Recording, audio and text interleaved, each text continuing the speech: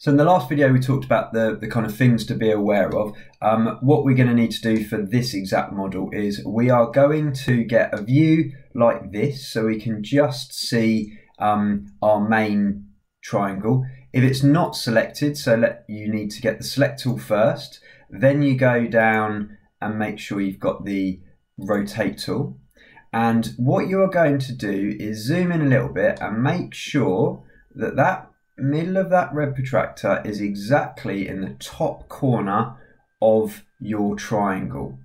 And you're going to click once and let go. So that's the first thing. The first click with the protractor, or the rotate tool, sorry, is the point that it's going to spin from. So that is your kind of pivot. So everything now is going to spin from that point. Now you could, if you wanted to, just click on any one of like these lines. You could click here, but the second click you do is often where it's going to start measuring from. Now we are going to use that in a slightly different way, because if I click on this front line, so this one here, I click once there. Now that is the line. Can you see that it's now like measuring my starting point from that line? Now that's handy if I wanted to type in like 20 degrees, so I wanted to actually type in a number, but it's even more handy if I use that edge and then I can just bring that up and get it to touch that edge there.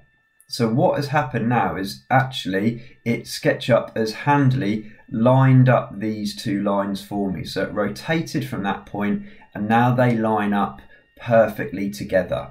So I didn't type in any numbers, I just used the facility that SketchUp has to kind of snap two lines together or join them two together.